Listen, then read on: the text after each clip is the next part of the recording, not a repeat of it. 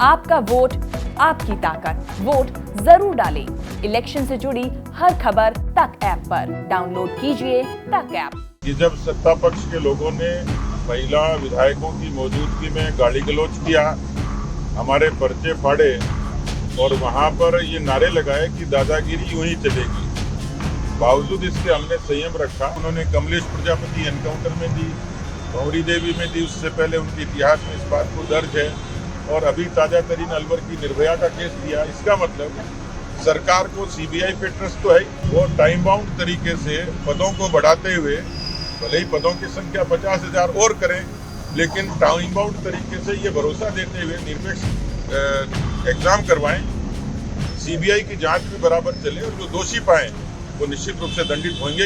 ये लोकतांत्रिक तरीके से हमारी अपनी बात करने का तरीका है, लेकिन मुझे वरिष्ठ विधायकों ने बताया कि राजस्थान विधानसभा के इतिहास में ऐसा कोई कलंकित करने वाला अवसर नहीं आया कि जब सत्ता पक्ष के लोगों ने महिला विधायकों की मौजूदगी में गाली गलौज किया, हमारे पर्चे फाड़े और वहां पर ये नारे लगाए कि दादागिरी यूं ही चलेगी। बावजूद इसके हमने संयम रखा और अध्यक्ष जी को आग्रह किया कि हम लोग यहाँ धरने पर बैठेंगे।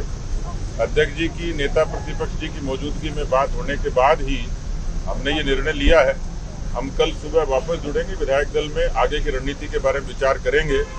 लेकिन ये बात सत्य है कि हम यहाँ पर हमारे प्रश्नकाल में भी प्रश्न थे, स्थगन पर भी हमें अपनी बात कहनी थी, लेकिन इन सब चीज़ों की आहुति इसलिए दी कि हम लोग बेरोजगारों की आवाज़ बन सकें और सरकार उन बेरोजगारों की आवाज़ सुने। एसओजी ने अभी तक जो काम किया है उसकी एक मर्यादा है। एसओजी क्या मंत्री से पूछताछ कर सकती है जिनका नाम आता है? एसओजी क्या मुख्यमंत्री से पूछताछ कर सकती है? और इसलिए इस मर्यादा के बाहर कोई एजेंसी है तो सीबीआई है, और इसलिए सीबीआई की जांच की मांग हम लोगों ने रखी है। सरकार को तय करना है, लेकिन हम अपनी बात लोकतांत्रिक तरीके से कहते रहेंगे और कल विधायक दल में हम इस बात की आगे की रणनीति के बारे में चर्चा करेंगे। लेकिन उन्होंने ही एडमिट कर लिया, एजेंसीज को जांच दे के उन्होंने कमलेश प्रजापति एनकाउंटर में दी, भंवरी देवी में दी, उससे पहले उनके इतिहास में इस बात को दर्ज है, और अभी ताजा तरीन अलवर की निर्भया का केस दिया। इसका मतलब सरकार को सीबीआई पे ट्रस्ट तो है, भरोसा था, और उनकी खुद की इनकॉम्पिटेंस थी, अक्षमता थी, वो इस में सफल नहीं हुए कि वो ठीक से जांच करते।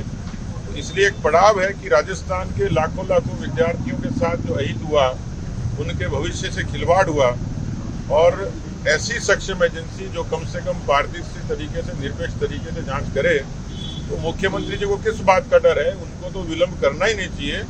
और जो इतने सारे विद्यार्थी हैं, उनके सुखद भविष्य के लिए जो परीक्षाओं की उन्होंने घोषणा की है, वो टाइम बाउंड तरीके से पदों को बढ़ाते हुए, भले ही पदों की संख्या 50,000 और करें, लेकिन टाइम बाउंड तरीके से ये भरोसा देते हुए निरपेक्ष एग्जाम करवाएं, सीबीआई की जांच भी बराबर चले और जो दोषी पाएं वो निश्चित रूप से दंडित होंगे।